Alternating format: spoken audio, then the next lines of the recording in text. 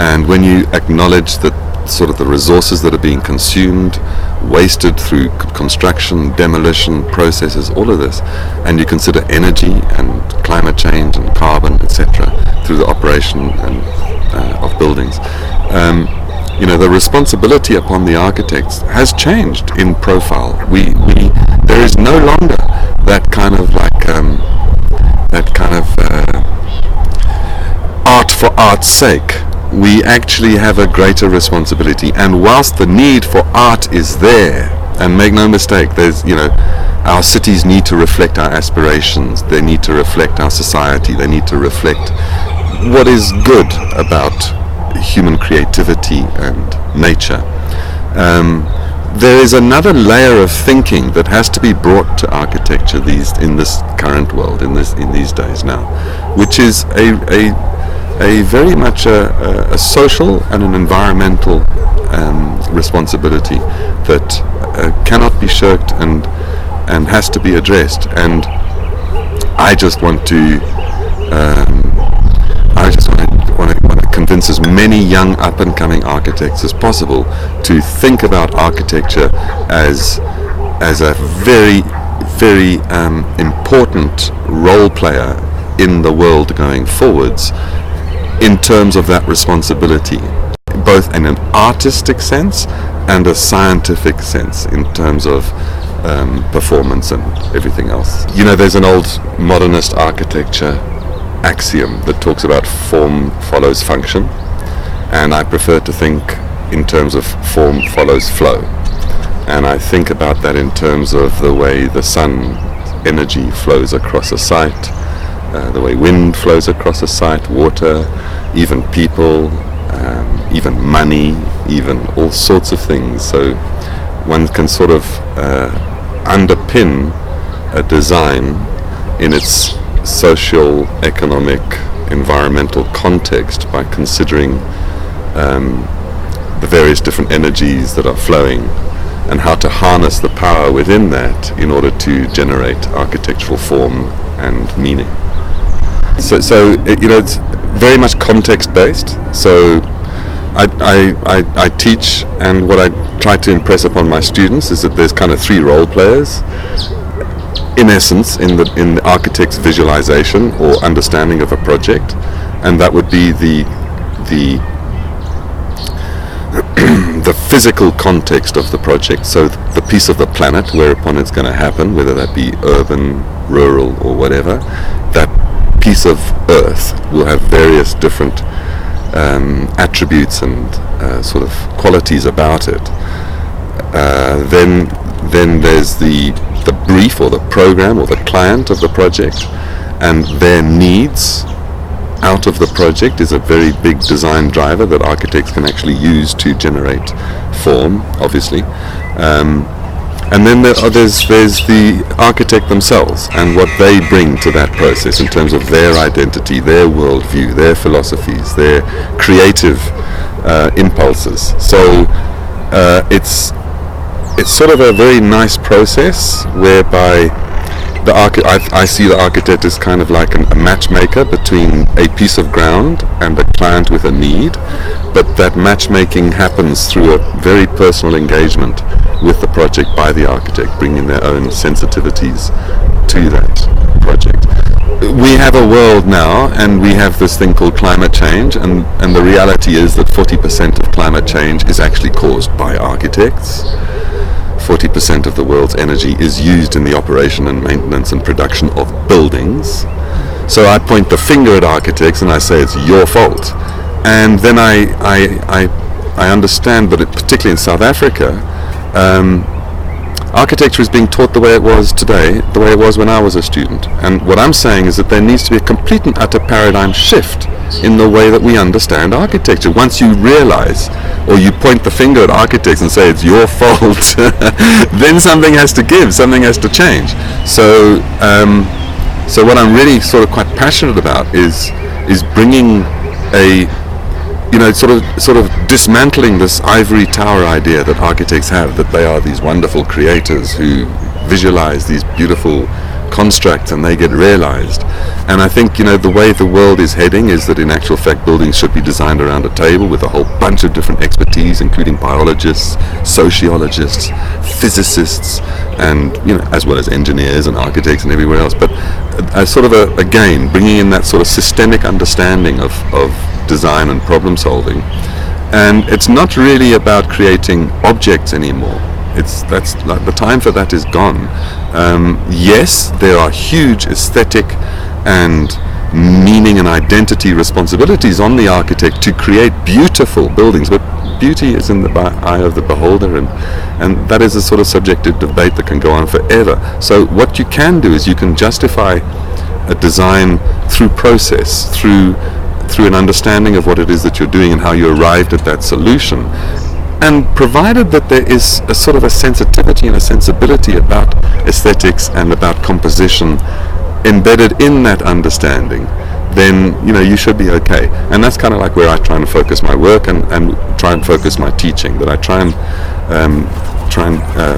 bring to students a new methodology of architecture whereby they can actually explore these contextual issues in a lot of depth, and out of those issues they can draw a systemic understanding of how the building needs to operate and what it needs to produce or do or provide, and those considerations are then the generation of form, and through that generation of form the architect brings a sense of identity and meaning and purpose to that resolution. So it's a quite a different kind of approach where there's a lot less ego involved and a lot more subtlety in sort of the generation of form and identity in architecture.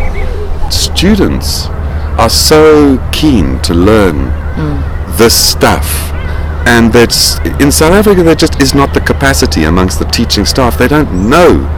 They know what they were taught, and they've practiced the way they've taught, which is about meaning and identity and art and creativity. And what I'm saying is, that's all critically important, but there's absolutely another layer that everybody's running around designing vehicles with square wheels. That's what it basically amounts to. They're beautiful, beautiful cars, but they've got square wheels, and they don't actually work. We've got office buildings in Joburg that in winter, they get heated up in the morning, and they get cooled down in the afternoon, because they're so designed not around performance, around the idea of creating comfortable spaces inside with an outside environment that you have to understand and take into cognizance. So I see that outside environment as a resource, as a system of energies to use, to harness, to create comfort inside. Whereas most architects see it as kind of like an enemy that has to be shut off, and then we switch heaters on and we switch air conditioners on and we make this false environment on the inside. And that's not necessary. There is this filter, this relationship that could be developed between the inside and the outside of buildings, between the internal climate and the external climate, in terms of creating comfortable spaces that meet human needs for comfort and shelter. That's the biggest problem. That is the biggest problem, is that we actually need we need to intervene on those buildings in very, very clever ways, and that's not always very easy. But it can be done, and that's actually where I want my research to start going, is to start saying, okay, it's easy to design this perfect city on this greenfield site and reimagine how Joburg could have been developed, but this is how it is now. So how do you apply the same thinking at a building scale, at a room scale, at a street scale, at a neighborhood scale, at a district scale, at a city scale? How do you kind of reimagine the current infrastructure being messed with, eroded, sort of attacked, modified to be more responsive to the overall systemic understanding of what's going on? So that's kind of like where I'd like to take my work. The way I often talk about my buildings is that they sit in a landscape and they relate to that landscape very much, or they evolve in that landscape during the design process, very much the way an organism evolves in its ecosystem. So they tap into the available resources and They concentrate on cyclic relationships, and these things are exploded up from an traditional ecosystemic understanding to a more sort of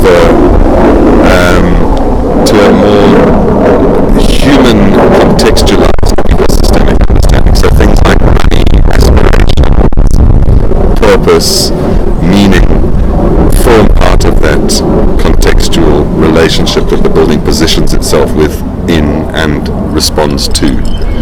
There was one project where the client came to me and his objective was to have a house that was independent of the city council and was autonomous, what we call an island home. And because he didn't have trust or faith in the city council in the years to come. And that was a statement at the beginning of the project. By the end of the project took 2 years to design, and by the end of the design process he was a completely converted environmentalist, and he had taken on all of these other softer tissue agendas about responsibility, custodianship, and etc. So that was really a fantastic kind of process. Also, he was a very wealthy man, and he spared no expense at achieving his objectives, which is an incredibly high performance house. It was a private house, and one which was autonomous, so it makes its own electricity, it makes its own water, it treats its own waste, etc., and it's in a suburban context here in Johannesburg. And so that was like quite an interesting project, and what was really fascinating about that was the kind of aesthetic ideals or the aesthetic identity that came out of that design process was very much a performance-based concept, again realized. It could have been realized in any number of ways. So the way it gets realized is influenced or shaped or sort of pushed by both my sensibilities and the clients. So it was quite nice in that sense, and it's for me it's a nice project, and I was really fortunate that to be given that opportunity to actually work something through right to the very nth degree of realization. So it was a very satisfying process, and kind of like it was from there that my interest then moved on to cities, because I kind of like felt like, okay, that's cool, nailed it, time to get on. You know what I mean? My interests have quite largely, or are busy largely, moving from understanding buildings in this way to now starting to look at cities in this way. And in fact, I'm kind of like starting to research and focus on the idea of how we as people can develop sustainable cities which respond to this contextual understanding of ecosystemic, in terms of natural environment, human-made environments, things like politics and economics. I'm very interested in biomimicry, and there's the biomimicry. There has been a city designed upon biomimicry principles. It's also been used in Cape Town for the upgrading of certain areas. So those kind of projects one finds really interesting. I don't, I kind of like take a slightly different slant to that, because as an architect, my interest lies in a whole range of influences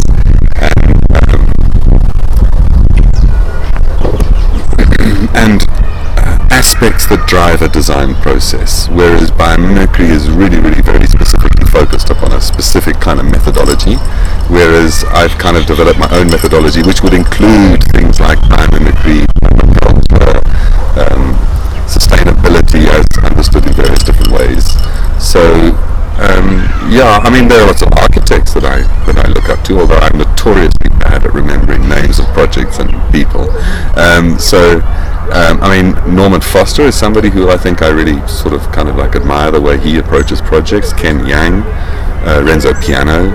So these guys kind of have they have a very natural way of developing a design, which in a way, one kind of conceptual understanding or solution for a project enables a whole range of different factors or considerations that they are encompassing, and I think that that's a really kind of nice way to think about architecture.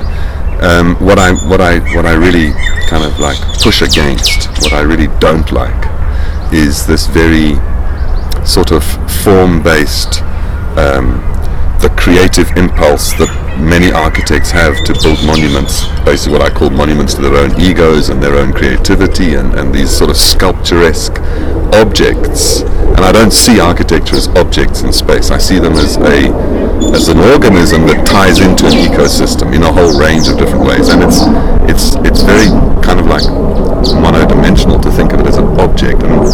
And very seldom do I have an idea of what the shape or form of this building should be. It usually evolves out of a process. And I'm very interested in that, in how the aesthetics and the design look and feel can actually evolve out of a sort of a methodology which is very much kind of like science underpinning, the science of the performance of buildings and the ecology of buildings, underpinning a kind of a conceptual, artistic, personal impulse to generate.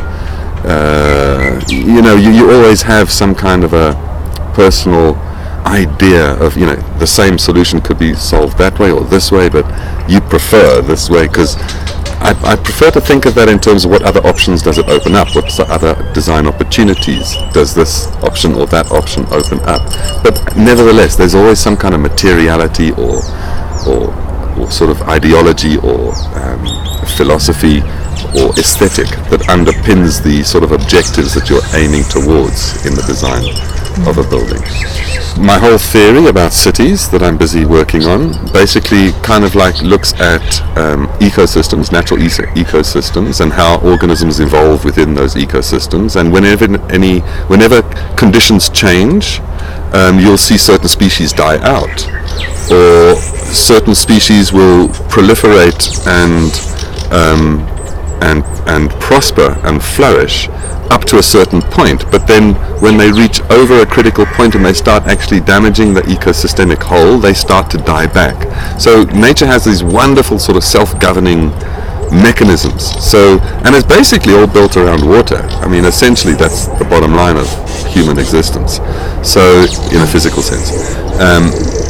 So my kind of whole idea is really looking at cities in that same way. So, for example, municipal boundaries would be demarcated by watersheds, and each municipality would be responsible for the management, the collection of rainwater, the management of that rainwater, the recycling and the delivery of fresh water to its own watershed area. And as soon as development had reached the limits of that water carrying watershed area, that's it, that's the limit to human development in that area, and now another watershed must be colonized for further human development. So you never overstress any one system too much. And then other little cute little ideas, like at the bottom of this watershed would be the collection dam where all this water sort of ends up, and the municipality offices would be located right there. So the first people to know about the water going bad or starting to smell wrong or so this sort of thing would be the municipality themselves, and their biggest functionality is in fact the management of the quality of that water. So if human development was organized around the principle, for example, of water, and land boundaries were organized with that sense, we could start looking at sustainable cities. And similarly, movement and transport in cities. I mean, the easiest way to walk up a mountain is to walk up the way water comes down a mountain. You follow the river up. And similarly, our sort of transport and the sort of the mechanisms by which we sort of move stuff around in our cities can be reinterpreted. The way we do roads, the way we do electricity obviously should be. There's this idea that in biomimicry, for example, that solutions should be nested and modular. So the idea of every single building being a power plant, producing electricity, using it, storing it, delivering it, sharing it, that's the sort of sensible, like plants in a natural environment. They all have symbiotic relationships with each other. They all provide services to each other. And one can imagine that same sort of thing in buildings and cities, where and where one actually focuses. It's sort of systemic thinking, where, because since the Renaissance, we sort of developed this silo thinking, where now you're either a doctor or you're a lawyer or you're a biologist or you're a physicist, and what we're sort of realizing now is that actually what's much more important is the relationships between elements rather than the elements themselves. So systems thinking is now much more concerned about understanding those relationships, and I think for me that's what makes good architecture, good urbanity, is understanding a systemic sort of system that whole entity sort of develops and lives within and propagates and is designed around, and those are the sort of design considerations. So kind of like that kind of says it all in a nutshell there.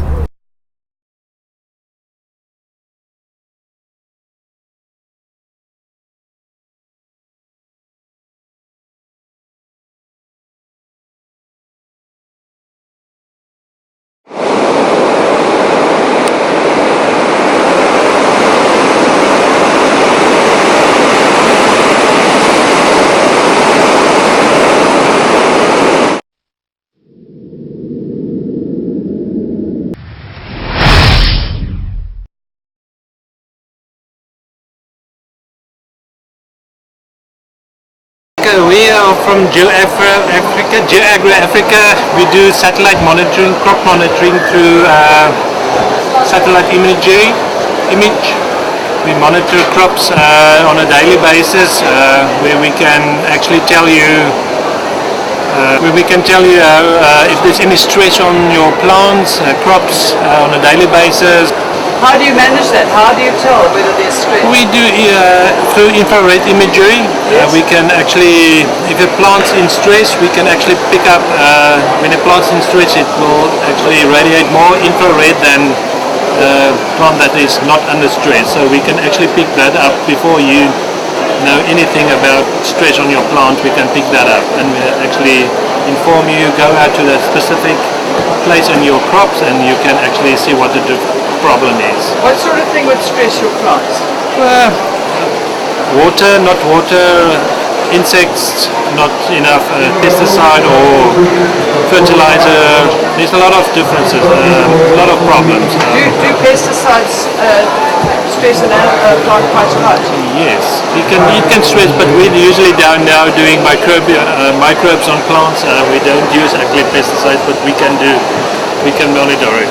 You say you do microbes on plants. Will you explain that? We're just putting back microbes if the ground is not old ground. We put in microbes back in the ground to get it more fertilized and get the good stuff back in plants, and then we monitor the plant. Will those microbes live in polluted soil? It will live. It actually will make the ground good. Yeah, that's very good. Do you approve of fertilizers and chemicals? No, we don't approve it. We are all biological microbes. We're not on the pesticides and fertilizers. Do you believe that it is impossible to feed the world without chemicals and fertilizer? It's possible to feed the world with no. Yes, it is. Say it in one sentence. It's possible to feed the world without fertilizer because there's microbes in the ground and you can just use it. You have to just put it back in. They're saying that microbes are the source of almost all immune systems. Yes. When they went to Mars, they were looking for microbes, and that's the first sign of living material. So we're just putting it back in soil and make stuff happen. Make it bigger and juicier and put it back in. Can I leave my bag here a second? You go and film that. No problem. Where do you get your microbes from? From Microbial. Microbial is a South African-based company, but they've got factories in United States. They manufacture it there, and we're getting it from there. But it's a company that was first developed in South Africa, but they doing all the production in America. First in the world, the best. I wanted actually, where are you based? In Johannesburg. We're based in Johannesburg, but this little company is in George, the Western Cape. And if I want to do a follow-up on this one, because this is interesting to what we're promoting. Nou, my name is Gerard Kuhn. Yeah. And this is microbiomes. Biofarm Solutions, we use just organic and microbes. No pesticides, nothing. And we actually have the world record for onion production in seed. Seriously? Yeah, just on microbes. We're doing a lot of on this products in the Eastern Cape on citrus. Because export, they don't use any chemicals. And then we monitor with satellite imagery. Are farmers surprised when they start using microbiome and find their crops so good? They're surprised. They think fertilizers will do that, and then they use microbes. Boom. Much more Do juicier. they ever go back? Never. They're first a bit skeptic about the product because we've got a little bottle of microbes about 100 millimeter where you can treat about 5 hectares with that. There's about 10 to about 12 billion microbes in that little bottle. And it can stand heat with up to 80 degrees, so it will last and last and last. We actually do chicken manure where we coat it with microbes and then put it in fertilizer. First in the world as well. And then how do they apply that for microbiome? How do they apply They it? put it in the watering system. In water systems, yeah, sprinklers, you put it in, it's all liquid based, you put it all in water systems and pops your uncle. Then they never use poison again. Never. We can treat pesticides with natural stuff, natural elements, no pesticides, nothing. Wow. You can actually taste the difference in oranges, organic versus it's sweeter, better, the color is more beautiful. I'm actually very enthusiastic about it. Yeah, no, that's With the satellite imagery it's very nice. You can see actually the stress on a plant days before you can see it. We will show you, we will call you, listen here, there's some problems in your... even though you don't know the person, you can see them from the satellite. You can see it from a satellite. It's all infrared, and you can see on that spot there's that tree. It's under stress. Maybe it's some different chemicals they use, or there's some water points that not working. So you can point it to that direction, go and see what's the problem. Wow, Yeah. amazing. All from infrared. All from infrared, yeah. Because the green plants taking more light and sending out less infrared. When a plant's in stretch, it will take less light and send more infrared, so you can actually pick that up. And now we can also see the evaporation of water. If there's less evaporation in your fields, dam levels, we can monitor that as well for your food satellite imagery. Are you noticing a lot of stress now where the plants are all being hit by drought? Yes, you can see that. Must be like a danger signal. Danger signal, but when you irrigate them, no problem with that. It's funny, they actually have done tests Yes. on plants using lie detectors, and the plants that have something cut off, they found out what plants like and what they don't like by watching their stress levels from lie detectors. But the infrared would have been easier for them. Much easier. And one thing they found out was that plants knew they did a control thing. They said everybody must walk into this building. One of them was going to destroy their plants. Plants knew when that person entered the room, they all were very stressed. They knew that, but he was the one who was going to do the destroying of the plant in front of the others. It's nice.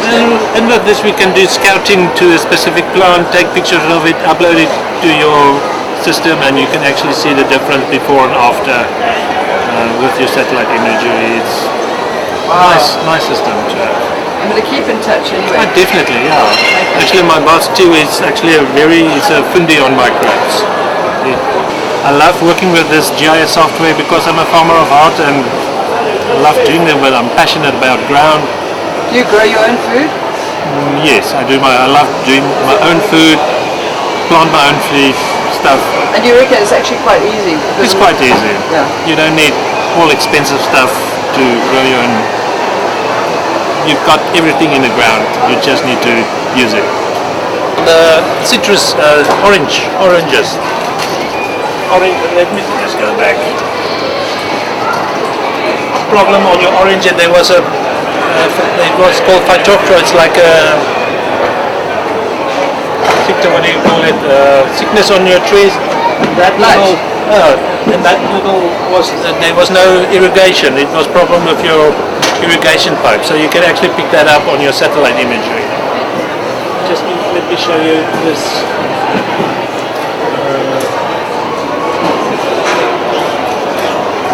Here's the factory in the US, where they develop for microbial.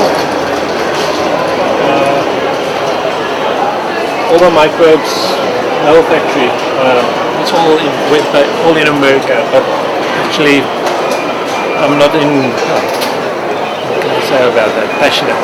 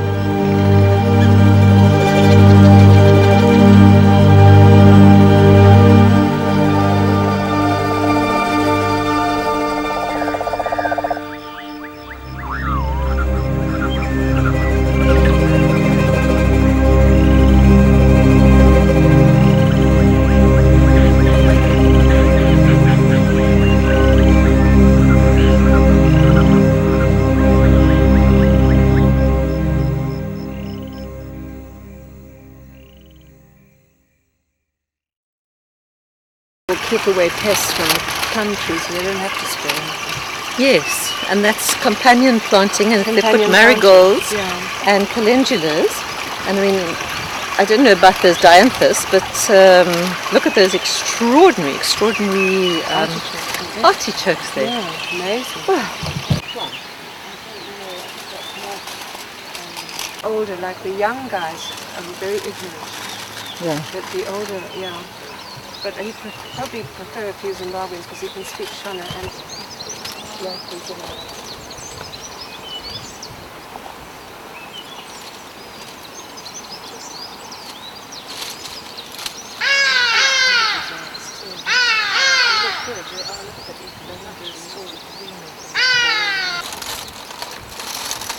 I wonder why they put the plastic there. Weed control maybe. Oh, look at this.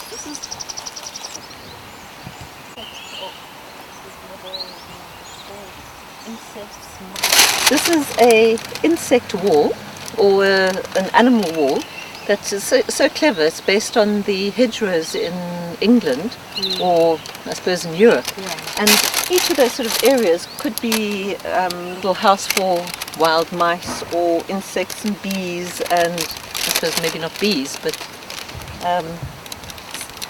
little birds. I don't know about the companion ship here. They get used to going here, don't they? Yeah. It's delightful. Yeah. But look at the beautiful So cute, texture. yeah. I mean, the shapes and Shapes, forms, and it's yeah. one of the nicest I've ever seen. Yeah. I saw didn't one know of we could these. see I one. saw one of these in at Like Eden. it's an apartment for insects and Yeah. rats. There you go. It's so extensive, isn't it? And I also like the maybe southern flora.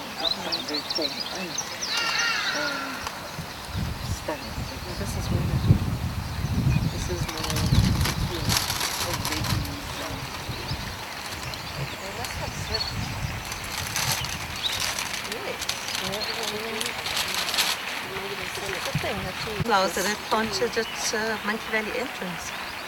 They're part of the carnation family. Do they do bees? Maybe they do. It sounds strange.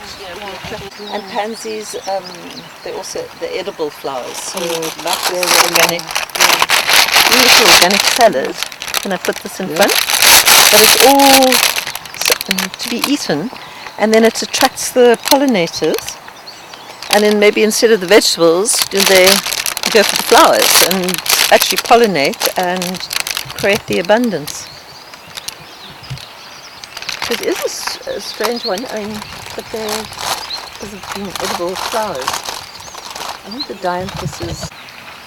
That's little violets, which are also beautiful edible flowers. Chives, is that chives? And then there's chives in there, and What is the funny, flat it leaf looks ones? Well, that also looks Taste of like it. It's, primulas, doesn't it looks like foxgloves. Yeah. Yeah. I'm just getting the gist of it. Yeah. But now I want to, in amongst this garden, can you talk to me about the other things? Talking about Yes, the drift. drift, okay. Oh, and the right, what right have people to spray Yes. poisons? Yeah. And I mean, it's making other people sick. It's not fair. So there needs to be some kind of control, and the looking into the poisoning of our earth and then the poisoning of the human being, because we're the rights of the Constitution to clean air, clean arable sand or food, and the water. And if you think that the spraying is affecting all the elements that bring and create life, it's just such a shocking thing. And to think that you've been so severely affected by the spraying in this beautiful area. So the beauty, if it is then edible, has been a source of poisoning. Yeah. Where this beautiful garden at Boschendal shows just the abundance that can be there just with a little bit of care and no spraying, utilizing compost and putting back in the whole web of life. And this is how it should be. So sad to have seen the spraying in the beautiful blossom trees and the orchards earlier on, and to hear your story, Vanessa. Now to be in a rural district is very unhealthy. Yeah, the mixture of the herbs and the mints.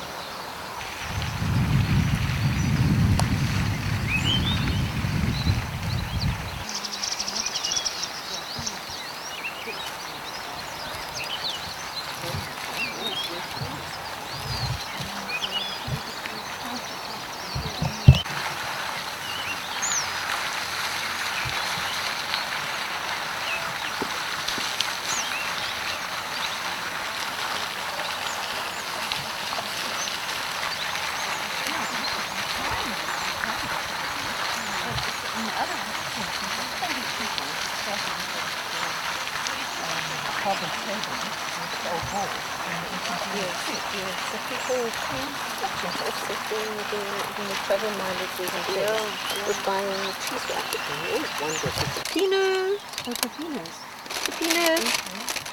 Pepino. Melon, but it doesn't look like. This is what's so great is that they This would be great for your little veggie garden. Yes. so that it's I think so, because it would lifted. get rid of the mold problem. Yeah, it's lifted and higher. and Lifted off raised ground, beds, in wooden crates. but it's pretty costly.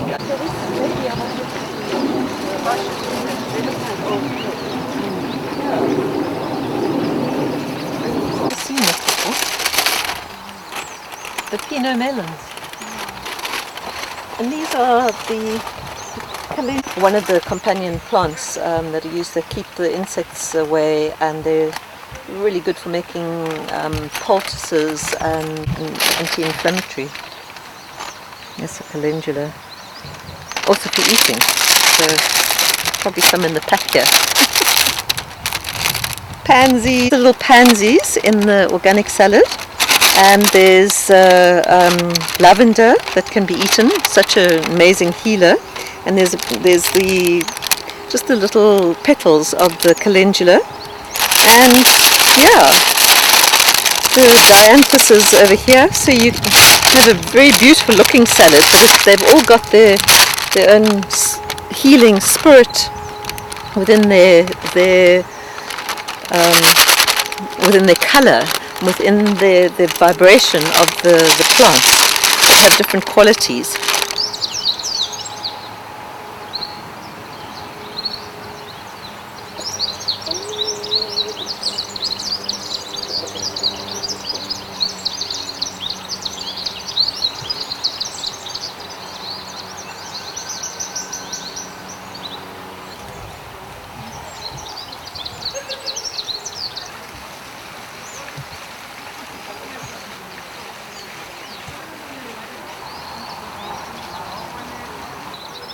But it does look like now they say But they use poison here too, looks like, eh? a little bit. Have a meeting with the management has asked what they're spraying. They use the synchro and so I don't know what is it. Otherwise the baby shouldn't be. It's not poison because it's organic synchro, because they use the synchro and guana. So I don't use the chemicals because they don't like GMO in their farm. So it's better. No GMO also good. Yeah, so Yeah. if you use I like organic farm because organic farm is good. It's good more than I can say. It's good morally. Yeah, it's good because. But when I'm started, I didn't know nothing about the organic. I know even agriculture. I just come here and say, I see the food. Where the food is coming from. Yes. Do they grow everything And now, here? you know, Yeah, it's you grow growing. everything here. Because like, Do they have potatoes somewhere here? too? potato, but because it's a first day today, I don't know where. But my in the spirit, can I use the potato? You can plant potato even inside the tire. You can plant even the bags if you don't want to plant in the ground. Because when you're harvesting, you're gonna damage a lot of potatoes. So it's better when you're gonna plant in the tire or you're gonna plant in the bags. So now I was just saying that we've only started to use commercial when monoculture started, and when we had to produce lots of food inexpensively, and that's where chemicals came in from. But I mean, this is chemical free, so. Is it inexpensive to grow with chemicals? Surely the chemicals make it expensive. No, well, chemicals is a very sort of. Let's take Roundup for instance. Roundup is glyphosate, and that's a weed killer, and a few parts per million can kill a few hectares of weeds around your vegetables. So, but it's toxic. So no, it's very inexpensive to use chemicals. It's inexpensive, but it's expensive in what it does to your planet. That's the expensive part.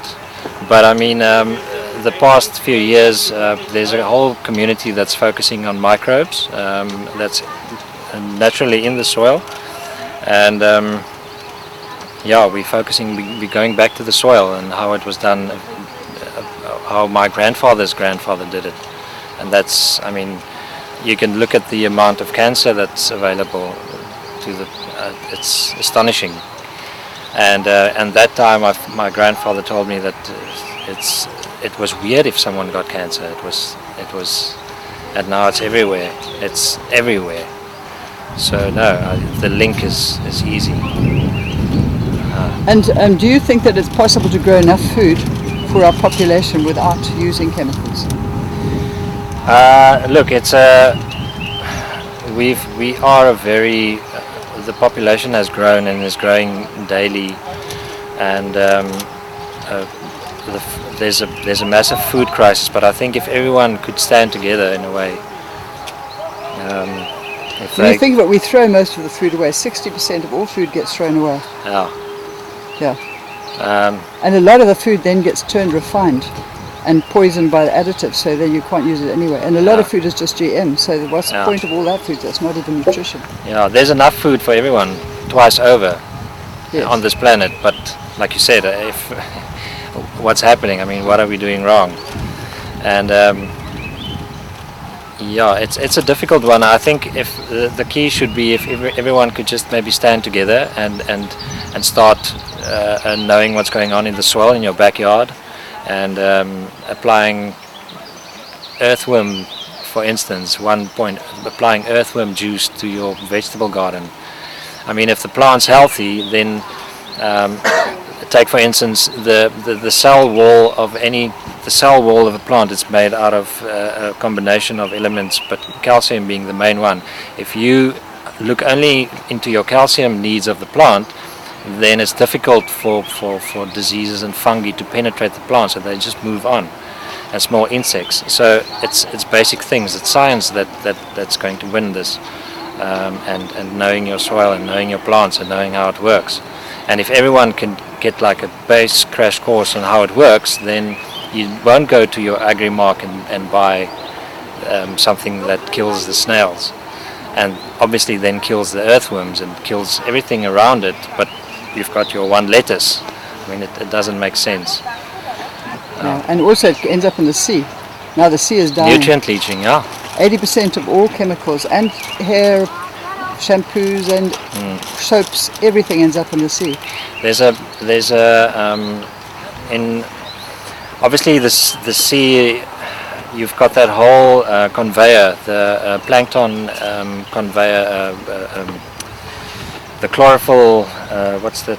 The algae. Phytoplankton. Phytoplankton, and if they die off, the whole World will whole die. system will shut down. At the moment, the latest study that was released about 6 weeks ago, results of a 30-year study were released that said that at the present rate of decline of oxygen levels in the sea and the phytoplankton decline, there will be no oxygen in the sea virtually by 2030. And since they produce 50 to 65% of all the oxygen, including the land oxygen, that's probably going to have a big effect on us. We believe that the whole advantage of organic farming is that the one thing that can change that around, the fastest way we can take the carbon dioxide out of circulation and cool the planet, is to build up the microbiome underneath the soil. And they can only do that if you stop poisoning them and stop leaving them bare and get Exactly. Yeah. Like for instance, making compost, like everyone did 100 years ago. It's making compost and getting that in your soil. Compost produces a acid called humic acid, and humic acid is one of the most important acids that we need. And what it does, it holds everything together. So now when it starts raining, everything just stays where it is, and everything doesn't wash out and move into the rivers and the rivers into the sea. So the whole thing could be just compost, just one thing to change 20%, 30% of the whole system. And composting, I mean, what's so difficult about making compost and using it and eating healthy vegetables from that?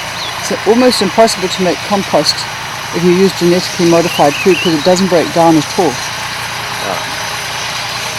The bacteria don't like it any more than our bodies. Yeah. Look, you have to remember there's good GM and then there's bad GM. I've seen good GM where they, like for instance in India, they had a bacteria that sort of attacked the pawpaw. I don't know what's a pawpaw in English. The same thing. Is it a pawpaw? And what they found is they genetically modified the fungi that's doing that, and they induced that in an early stage into the fruit. But when it was at a natural stage and you would eat that pawpaw, it was almost at a toxic level. But inducing it in the beginning and putting that fungi in the seed from the beginning, it sort of the pawpaw was now available for the people to eat again, and it was at such a level, at such a holistic level that it was a good GM. On the whole, there's no such thing as a good GM because they said the same thing about the same one that perforates the stomach lining of beetles. They said it was too small to damage anybody else. But at the moment, there's a condition called leaky guts in cattle. Okay. 30% of animals die from it, and it also goes into humans. It's also creating our food intolerances, and it's because it isn't what they say. It isn't so harmless, and it actually creates a condition of leaky guts in everything. And that means that undigested food is passing directly into the bloodstream. It's causing the food allergies, and it's causing the leaky gut system syndrome. No, point taken. I mean, yeah, I think everything should be researched, and you seem like you do your research, so I like that. Thank you. This is her baby. They're doing all of this vegetables. I'm taking on a 3 hectare complete organic production area. So this is the aesthetic area, and then there's a production area that I'm starting, which is like this but more intense organics. And will you use the shade cloth? No, I'm going to do it in old school way. Oh, okay. And what Will you use the above the ground system, or will you use the in the ground system? What do you mean? Well, I noticed lots of people put these poles and they build it up and they put it slightly higher above the ground. Oh no, in the soils, like I said, old school. Like we even gonna plow with horses and stuff like that. Oh wow! Okay. Yeah. Where are you going to do this? It's just down here. Well, behind this poplar sort of forest, there's a 2 hectare. How many area. hectares is this garden on our This and this included is about 2.5. right? Wow! Wow. And does it produce quite a lot of food? Have you got any idea? It does produce lots of food, but what this garden is about is what she wanted to do is to show the whole effect of permaculture and how animals and the whole system can work together. So this works, but this is not sort of put together for production. It's put together to display a model of permaculture. Yeah. But where do all the vegetables go? So everything that you eat or drink in this restaurant or the Werf, that's where that go, and then external restaurants and chefs. So you are selling it out as Yes. Well, for instance, we're struggling to get potato seeds because potatoes. The potato industry had a big knock because of the drought. No, because I may be wrong, but this is my theory. But all the water that when the world started is still in circulation.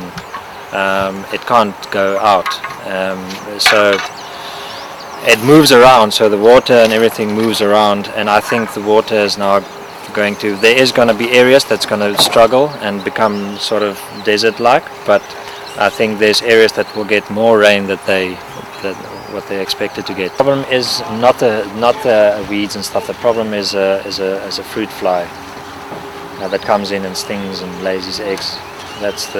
So you can bait them, and you can.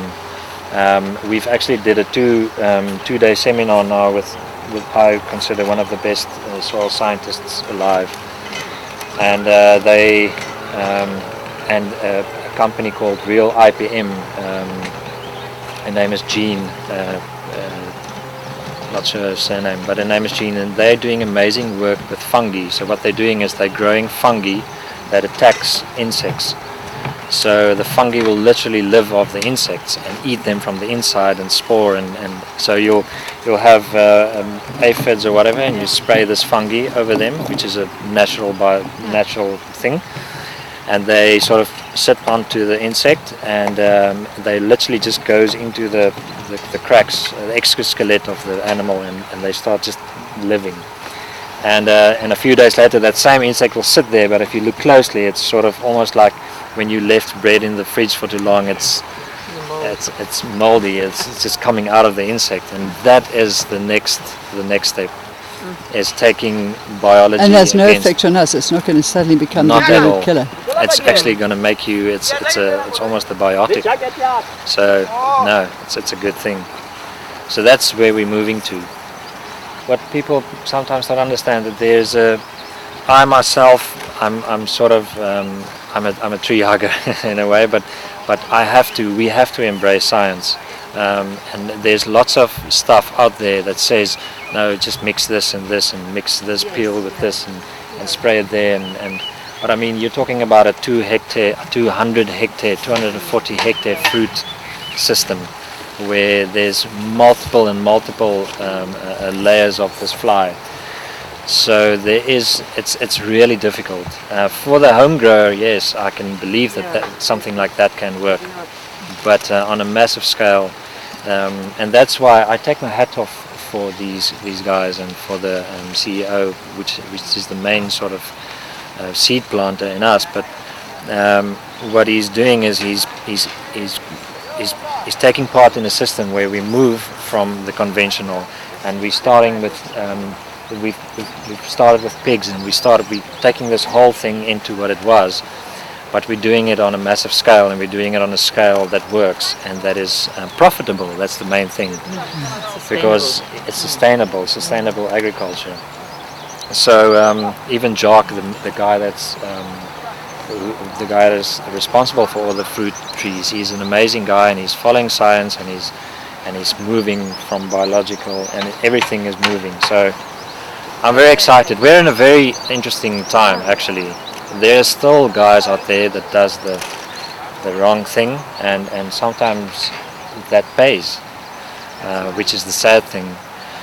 But there's big influential people out there that's making a difference. I think, just too late. It's potentially the damage is done, and I don't know. I think I don't know if you want that on camera, but please, I think if not all of the farms tomorrow will start doing what we are doing here, it's gonna crash and burn.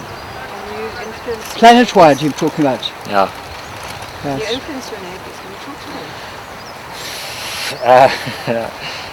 them? You can. I mean, we did the seminar, and farmers from all over came, and you saw this one guy. I laughed when I heard it, but and one of the breaks, I walked out and I went to the bathroom, and he was on the phone, this farmer, and he said, "No, stop all the Roundup. You can't believe how these guys are going on about this chemical. Stop it now." Wow. And it's amazing. And that's because of the science and people coming forward with It's actually banned in a whole lot of countries since last year. Yeah. Roundup. Yeah.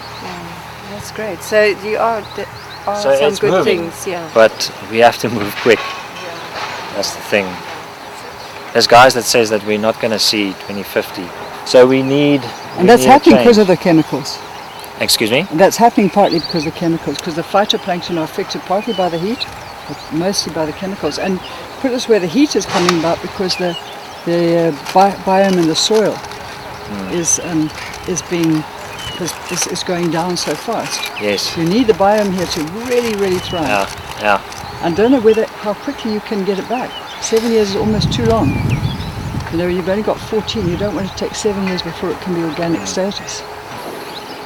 Yeah, no, it's like I don't have an answer. I wish that there's a quick fix here, but we need a mind shift, and we need it yesterday. But I'd love you to meet Megan. She's amazing. I'm gonna go get her quick. Yeah, and pretty much run this garden on their own. Are they all organic experts, kind of thing? I'd say so. You guys could start gardens at home now, chemical free. Plants, and I don't want. If the insects doesn't want to eat it, I don't want to eat it. That's a problem. Change in my That's a nice attitude, eh? point.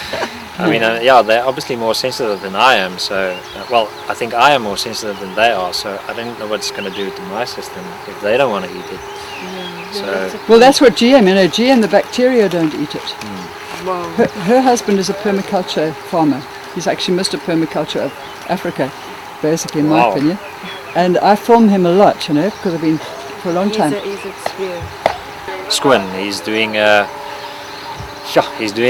organic. He's doing organic bread, and he's starting to get it out to farmers and to farm staff and everyone. But where does he get his flour from? From a guy called James Moffat from Bloemfontein. Where does he get it? He grows it. He grows organic. Is he the only one who grows it? Yeah. So there is organic. Eureka, is that non-organic? That's organic. I don't know. No, well, it's not GM. It's not GM. So they also want to bring out organic beer and everything. And he came to Cape Town and he's going to see if he can divert all the farmers into that model. Okay, all right. Boschendal was recently bought up by new investors who are very passionate about the environment and have based the new Boschendal ethos very much upon sustainability. So there have been some major changes recently and a very big swing to supplying organically grown produce, eggs, beef, chickens and obviously vegetables. So that was my brief when I started here, was to be able to grow organically grown stuff for all the catering concerns on Boschendal. We're very fortunate to have some surplus. So I have been supplying online organic shops in Cape Town and other chefs and restaurants and hotels, etc., in the area. Yeah, and I think for me the greatest thing about this space is that it provides a platform to educate people about organic food growing. So it's been a very special space and time for me here on Boschendal. For the public, obviously health. I'm very pro using food as more than just nutrition, but almost as a medicine. I think we underestimate the healing abilities of our food. But it goes beyond the advantages of humans. For me, probably the most important thing is that there's very little impact on the environment and that we're leaving something untouched for our children. I think the fact that we're damaging our soils, that we are losing astronomical amounts of topsoil every year. The statistics are horrific. If we carry on the way we're carrying on now, we won't have good enough soil to grow food in. So, we're putting a lot of things at risk, not just our soils, the whole system. We really do not understand how dependent we are as human beings on the agricultural system. And if our food system collapses, I think we're going to be in very big trouble. We don't need them. I think the wool's been pulled over our eyes. We definitely don't need them. We've proven time and time again in organic food growing processes that we have everything at our disposal to grow our food. Plants aren't much different to human beings if they're healthy and their source of nutrition is healthy, they don't get sick. Very much like us. There's no need for chemicals. Look, without getting too much into the conspiracy theories, etc., I think a lot of our chemicals are based on surpluses and byproducts from the petro industry boom. A lot of technology and chemicals were developed during some of the major wars we had in the early part of last century, and they needed to do something with all of that left over, I guess. So I think that's where all the nonsense started. And it's about money at the end of the day. Quick buck. Personally, I would love to see more and more of us, specifically in urban environments, growing our own food. We all have the ability to grow a huge amount of food, which will enable us to share with others. But I think it goes beyond sharing a surplus. It's about sharing knowledge and equipping people and inspiring people. And I think inspiring independence more than anything else. We're too system dependent. If we can take control of our own lives and take responsible for our own wellness, we'd be a lot less drama in the world. I think definitely the inclusion of food growing skills into our school curricula. Definitely. I think it's sad for me to see how few children are still in contact with their food and actually understand where it comes from. I think that's a good start. Children are amazing. Such little ambassadors. If you plant a good seed in a child, you have a champion, an environmental champion for the rest of the child's or human being's life. I would most definitely ban the rake. I believe that we overexpose our soils and it's time to accept that trees lose leaves for a reason and leave them there. They're good for the soil. And I'd maybe ban the straight line too. There's so much we can learn from nature. We need to observe what nature does more and understand how natural systems work. There's no need for chemical. We have everything at our disposal to grow healthy food. Look, beyond just the fact that genetics are being messed with, to me the biggest or the frightening thing, component of genetically modified foods is the glyphosate link. We are too obsessed and absolutely dependent, or we think we're dependent on herbicide, and we are damaging our water systems, we are damaging our guts, we are exposing ourselves to horrendous carcinogens. It's got to go, it's got to end. I think definitely educating our children. I can't express that enough. Definitely more education, environmental education, food education, medicine education. Our children need to know. They need to be equipped for what's waiting for them. They don't make the same mistakes our generations before did. Big focus on kids.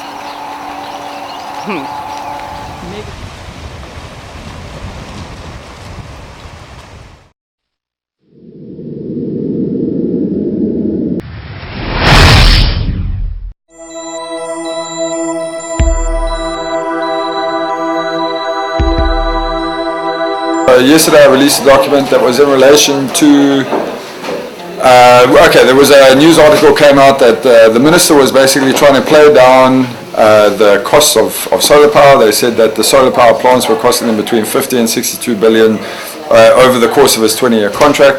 And as a result it was too expensive, and therefore South Africa was using it to justify the need to move over to nuclear. And there's a whole lot of back-end politics that goes in with that. Anybody that's in the renewable energy industry knows that it's an absolute load of rubbish, because a solar plant, and in this case they're referring to a 100 megawatt solar plant, for us to build a 100 megawatt solar plant costs us roughly 2 billion rand, and therefore it makes no sense as to why you would enter into a contract for 60 billion when the actual cost of the plant is 2 billion, and it makes its power from the sun exactly the same way that these people are going to be doing it. So why wouldn't local municipalities, Eskom, etc., whoever, why wouldn't they just build their own plant and pay some people for maintenance, and that's it? And then it wouldn't cost them 60 billion rand, because ultimately renewable, what I proved inside that letter, is a far cheaper form of power. And then in addition to it, I brought into the environmental benefits in terms of the amount of charcoal that is used by coal fire, the amount of water that is used by coal fire, 1.32 litres of water per kilowatt hour of energy, 1.32 litres, ludicrous. 1 kilogram of coal burned for 1 kilowatt of energy, 1 kilowatt hour of energy. I mean, it's absolute madness. So then I went on to nuclear, and I just explained the whole process of uranium and the cost, the CO2 costs that are associated with it. And I summarized basically by offering to show them supporting documentation that proves how much a solar plant costs on a cost sale basis on that scale, which is 100 megawatts. And at the end of the day, we are being completely misled. This has become a political tossing ground. What they're really trying to do is they have an intention, a small group of people have an intention to try and go with a beneficial kind of contract system where other people are making astronomical amounts of money that is costing us, the taxpayer, and also the consumer of that power. We are having to pay for this, and for no reason. And they're misleading us as to why they're doing that, and that's what that document was about.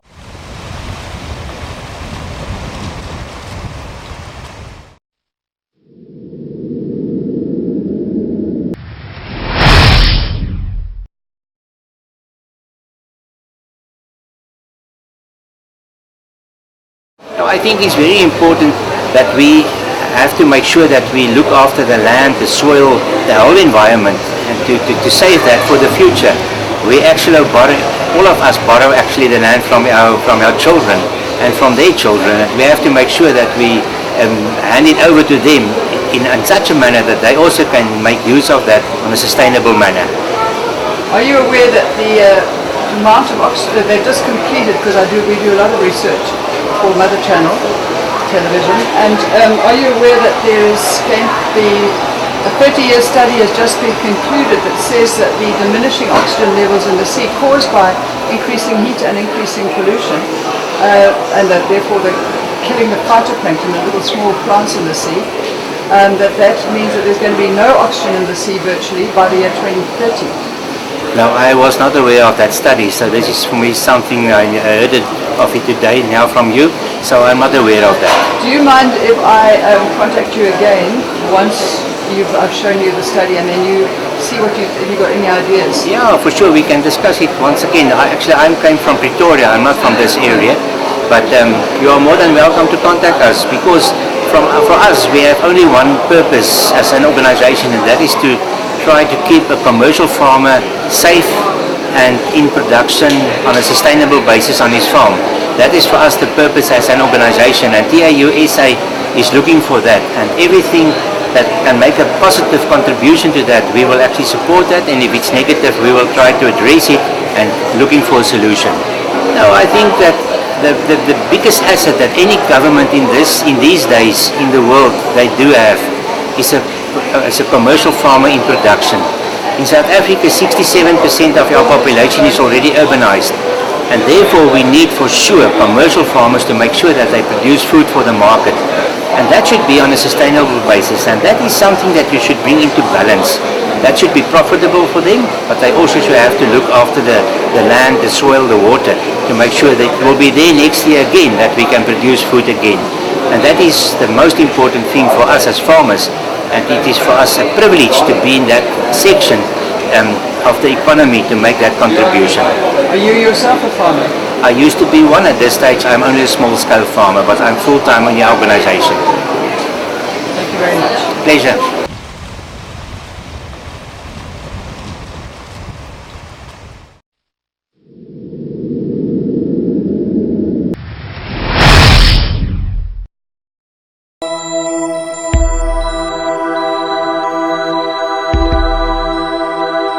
Jason, before we talk to the viewers again about what's happening in the electricity world, could you just tell people at home, because we've had a lot of questions on this, about what is a megawatt, what is a kilowatt, what is a watt, how much do people use, what's the difference, what's kilowatt hours? Okay, that whole thing. So I'll run the quick math. There are 1,000 watts in a kilowatt. Right. So that's like 10 100 watt light bulbs. There are 1,000 kilowatts in a megawatt. Right. 1,000 megawatts in a gigawatt. A gigawatt. Right. 1,000 megawatts. Right. So South Africa uses 236,000, something like this, 240,000 gigawatt hours of energy. Wait, we haven't said what a gigawatt is. So that's 1,000 megawatts. 1,000 megawatts. Right. And a megawatt, 1 megawatt is 1,000 kilowatts. So as an example, if you look at your electricity bill, they have a thing called a kWh, which is kilowatt hour. Right. So a kilowatt hour is the total amount of kilowatts used over the period of a day. Now in Eskom's case, it is the period of a day, but it can also be if you burn whatever. So if you take 5 kilowatts, you burn it for whatever, 1 hour, it's a 5 kilowatt hour. It's the total amount of energy used within a time frame, a period. Right. But the way that it's reflected on your bill is reflected generally for your daily consumption. It's normally averaged. Right. So at the end of a month, they will say you've used 486 kilowatt hours. That's your total usage of energy or electricity. So you build for kilowatt hours. You're building kilowatt hours. All over the world. Right. So now what you would normally do, and I'm going to use easy numbers. Okay. So let's say for argument's sake, your bill at the end of the month is for 300 kilowatt hours. You are then charged normally on what's called a tariff, rate, which is normally like whatever, R1.50, R1.80 per kilowatt hour. Right. So they would take that, whatever the figure is, depending if you prepaid or whatever tariff code you're on, and they multiply it by your usage, which is the 300 kilowatt hours. And that's how they determine what your electricity cost is. Right. On top of that, they generally would add some other services, line lease costs, that kind of stuff. They would add that, but what we're referring to here is electricity costs. Now, there is about something like, is it 8,000 hours in a year, or something like that. Okay. So if you have an installation that puts out 10 megawatts, does that mean it can put out 10 megawatts times 8,000 so hours in a year? Right. So you get viable output.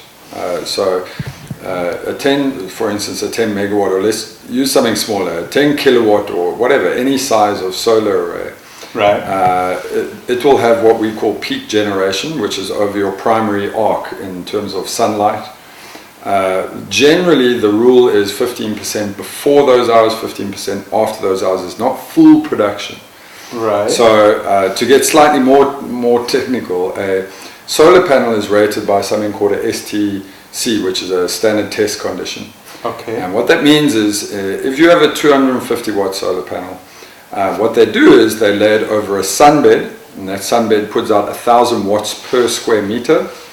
And based on the impact of that sunlight, the amount of electricity it generates, they rate that solar panel. Now, to come back to your question, okay. If you put one of those solar panels at a good position, at a good angle, up onto your roof, and you leave it for the day, in the early morning, say between 8 and whatever, 10 o'clock, you're not going to get full generation. Right. So that solar panel, even though it's a 250 watt solar panel, it's not going to produce 250 watts. Okay. Because the incidence of the sunlight on the solar panel is not direct.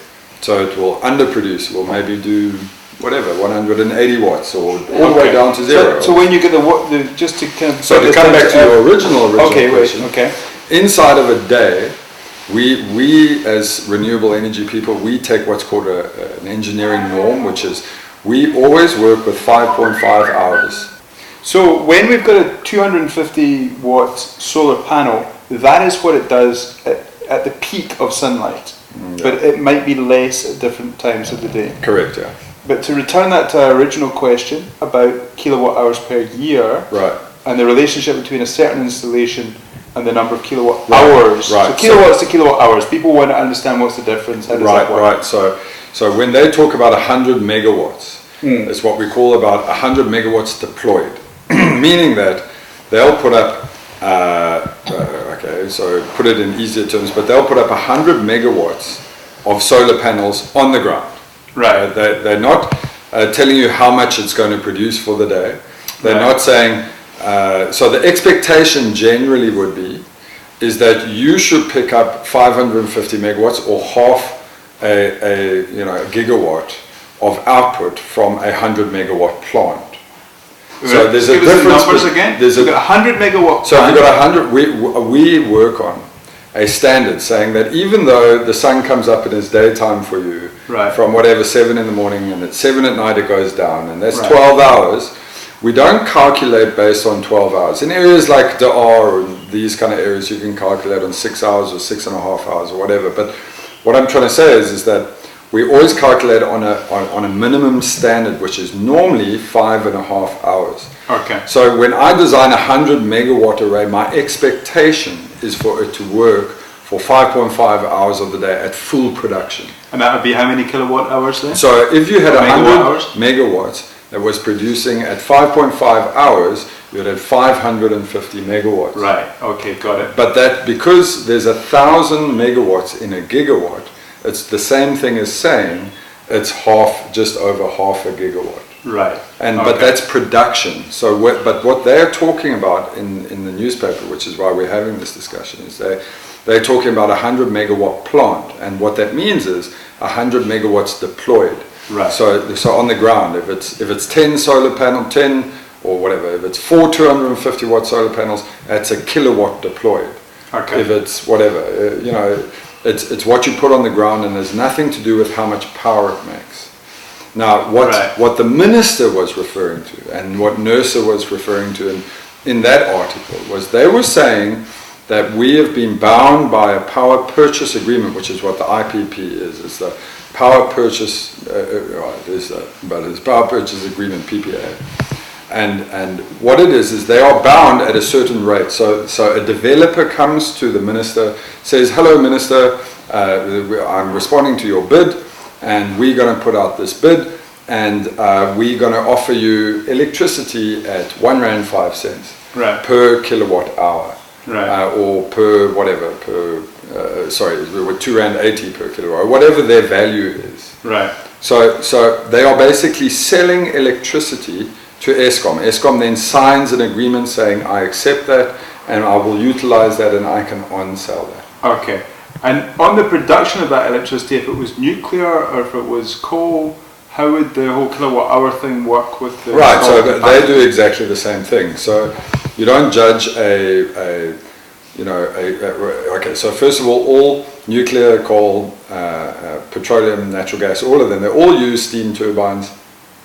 Those turbines have a rating, either, whatever, they're 550 meg or 500 megawatts. That's their rating, that is their deployed. Medupi is rated at 4,700 megawatts. It means that they have turbines in there that are rated at 4,700 megawatts. So when you switch it on, that will produce 4,700 megawatts every hour. Every hour it will produce it. So over the course of a day, obviously it's a massive amount of power, massive amount of energy there. But the reality is that if you take a look at Medupi, so Medupi was initially intended to cost 5.4 billion rand in this case. Okay. Actually, I think I converted to US dollars, but anyway, so it meant to cost 5.4. I think it's billion US dollars for the construction. It's the largest coal-fired power station in the world. Well, once it's completed, it will be. Okay. However, after 2 years, they said no, they were unable to complete it. There was issues with it, and the costs went up. Okay. Now they're